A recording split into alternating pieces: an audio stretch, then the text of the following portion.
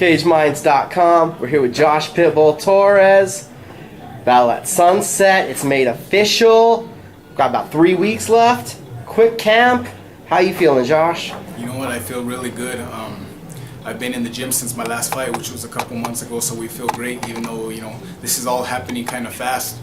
But we're ready. We're ready to go. We're motivated, and we're hungry to get another win on our record. That's about 3 weeks notice for the fight, to get the promotions out there, to get the tickets sold and everything. But how long did you have, a knowledge that you were going to be fighting, so you were in there at least getting into fight shape? I've known about this for, about 5 weeks, so it's more than enough time. We're going to be ready. Coming off of your last 2 fights, since you've come back from New York even, you're just getting bigger and bigger. So what's it like for you to be getting to that place where you're getting to the level of a Austin Trout, a Holly Holm, a Johnny Tapia, a Danny Romero? You are one of the big main eventers. You, Fidel Maldonado, Tony Valdez, these are the guys that are headlining New Mexico boxing cards. What does that mean to you? It's definitely an honor.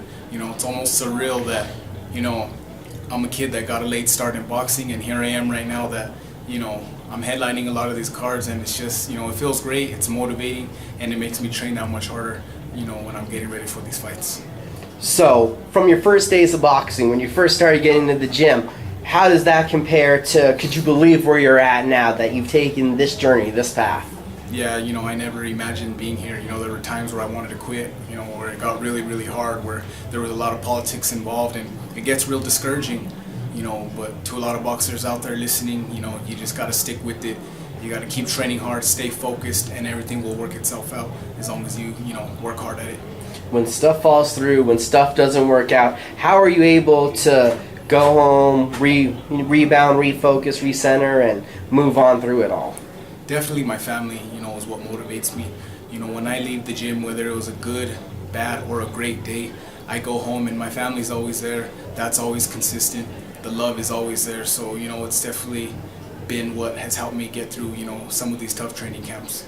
And then we know your dad and your brother are a huge part of your camp too. So what's it like with all 3 generations right there? You got your son around a lot, and you're able to watch him growing up, put on the gloves too, running around hitting things, watching you guys spar. It's a blessing to have this sport in my family.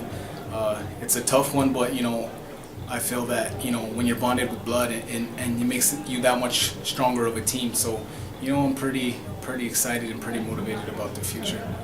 A big title shot coming up. The winner of this bout will become the WBC USNBC Welterweight Title holder. Jose, I'm going to mess up his last name. You should just say it, Josh. Jose Marrufo. Marrufo.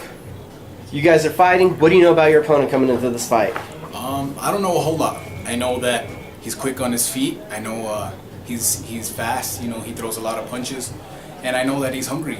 He started off his career 0-2 and has won his last 4. So, he's on a winning streak. I've been there also.